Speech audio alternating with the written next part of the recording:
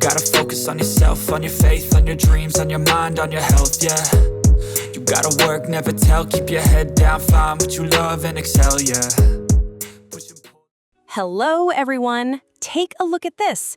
This is the Huawei Pura X Max and its unusual fold-out design. But here's the thing. There are several details you simply won't understand from photos or reviews alone.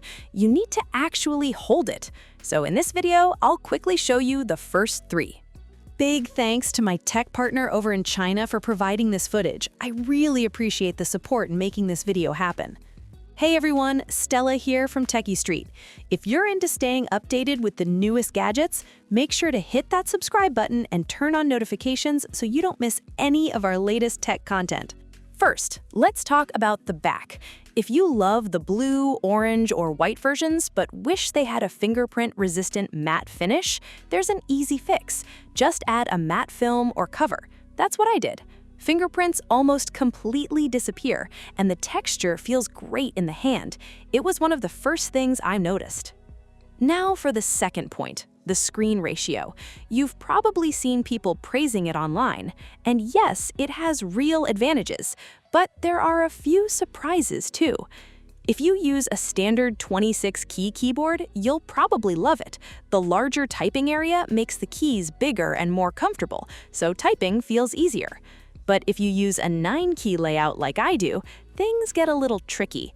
Because the keyboard stretches vertically, your muscle memory can get confused at first. The keys feel longer, the spacing feels different, and fast typing can lead to more mistakes.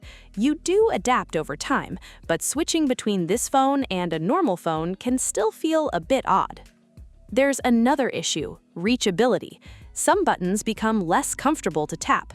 If you're left-handed, you'll notice it even more because the send button sits farther away. And in some apps, you can't send directly from the keyboard, so you have to tap the on-screen send icon manually. For right-handed users, the experience is better, although punctuation can still feel awkward. Personally, I ended up using voice input most of the time and then tapping send afterward. That became my natural workflow. Now for the third point, and this is something you probably won't realize until you use the phone yourself. The display is wide, but it's also noticeably shorter than a normal smartphone. What difference does that make? Surprisingly, your viewing angle changes. With a traditional phone, your eyes naturally focus a bit higher. On this shorter display, your eyes sit slightly lower, which means your head tilts down a little more, maybe 2 or 3 degrees. It sounds minor, but it's one of those subtle things you only notice after spending real time with the device. So here's something most people won't notice right away. What happens when your head stays tilted just 2 or 3 degrees lower all day? If you already have neck issues, this phone could make them more noticeable. After only 2 days of use, I could already feel some neck strain. Compared to a normal smartphone, my head naturally sat slightly lower the entire time. It sounds small, but after long sessions, you definitely feel it. Now, let's get to the fourth point, software compatibility. And honestly, this is where things get interesting. There are still some rough edges. For example, another creator showed that part of the password input screen in Meituan could get blocked, making typing difficult.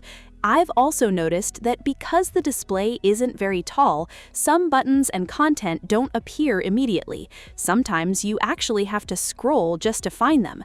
I even ran into a weird issue myself while ordering barbecue through a WeChat QR code. The page layout looked broken, the product image was fine, but the plus and minus buttons got pushed onto another line. So yes, compatibility issues still exist. Most apps and WeChat mini programs simply aren't fully optimized for this screen shape yet. It'll probably improve over time, but right now the experience isn't completely polished. Moving on to point number 5, the power button. Honestly, it sits a little too low. Since it's already a small button, reaching it doesn't feel very natural. I think Huawei should have swapped the power and volume buttons. Unlocking the phone from a higher position would feel much more comfortable. As it is now, it works, but it feels slightly awkward. And finally, point number 6, and this might surprise some people. I actually think this phone works best as a second device. Once you unfold it, it's easy to see the appeal.